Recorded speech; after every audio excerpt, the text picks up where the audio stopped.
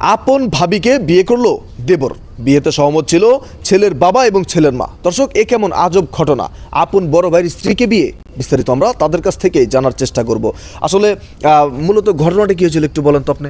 ঘটনাটা হয়েছিল, আমার হাজব্যান্ড মারা যায়। মারা যাওয়ার পরে আমি এখানে 2 মাসের মতন ছিলাম। পরে আমার শাশুড়িকে বললাম কি যে মা, যখন তো সে মারাই গেছে তাহলে আর আমি এখানে থাকি কি করবো, আমি বাপের বাড়ি যেই থাকি। তা আমার আম্মু চিন্তা ভাবনা করে বললো কি যে না, ওখানে যে তোমার থাকতে হইব না, তুমি ওখানে থাকবা কেন, তুমি বাড়ির বউ বাড়িতেই থাকবা। আর এমনিতে আমার শাশুড়ি আমাকে অনেক ভালোবাসে, আমি ওনার সেইভাবে যত্ন নিই। উনি বলতে গেলে ওনার মেয়ের মতনই আমাকে দেখে।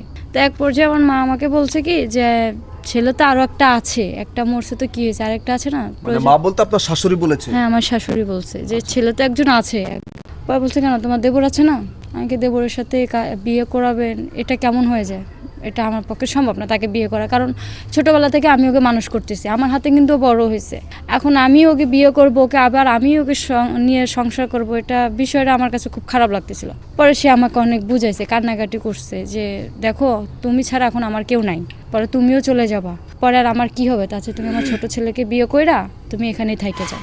পরে আর কি বিয়েটা করেছেন। দর্শক, আপনারা দেখতেই পারলেন ঘটনাটি, বিস্তারিত আপনারা তার মুখ থেকেই শুনলেন। আমরা একটু এই ওনার শাশুড়ির কাছ থেকে জানার চেষ্টা করবো। আসলে আপনার বড় ছেলে মারা যাওয়ার পর আপনার বড় ছেলের স্ত্রীর সাথে যে আপনার ছোট ছেলেকে বিয়ে দিলেন, এই বিষয়টি নিয়ে আসলে কি কোনো সমস্যা হচ্ছে আপনাদের? বাজান মনে করেন ছোট ছেলের দিয়ে বিয়ে করাইছি, বড় ছেলে মারা গেছে, পরে মেয়ের মতো দেখি অনেক ছেলেরও তো বিয়ে করার লাগবো, তাহলে বাড়ির বউ বাড়িতেই থাক, এই কারণে বিয়েটা আর কি দিছি। পোলারেও রাজি করাইছি, বৌমাওরেও রাজি করাইছি, বলে মা তুমি আরেক জায়গায় গেলে তো তোমার বাপ মাই বিয়ের শাদি দিবই, তাহলে আর কি কাম আছে, তুমি যখন আমার মেয়ের মতো তাহলে মা তুমি থাইকা যাও। ওরে যখন তুমি ছোট থাকতে পালছো ই করছো, তাহলে স্বামী হিসাবে ওরে তুমি গ্রহণ করে নাও। পরে আমরা আর কি বিয়ে দিছি আর কি। এখন ভাই, এই যে আপনাকে আপনার আপন বড় ভাইয়ের স্ত্রীর সাথে বিয়ে দিল, আপনি যে বিয়েটা করলেন আসলে কি নিজের ইচ্ছাই করেছেন নাকি জোরপূর্বক চাপে ফেলে করানো হয়েছে?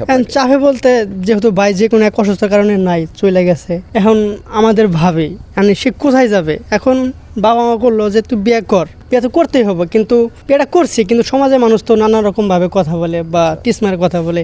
তোমার মানে আমার অল্প বয়স, তুমি একটা বিয়ে করছো, এরকম মানে নানা বিভিন্নভাবে কথা বলে, এগুলো আর কি খারাপ। আমি তো খারাপ কিছু করি নাই, আমার ভাই চলে গেছে, তার বিপদে আমি বিয়ে করছি যাতে তার জীবনটা সুন্দরভাবে চলে।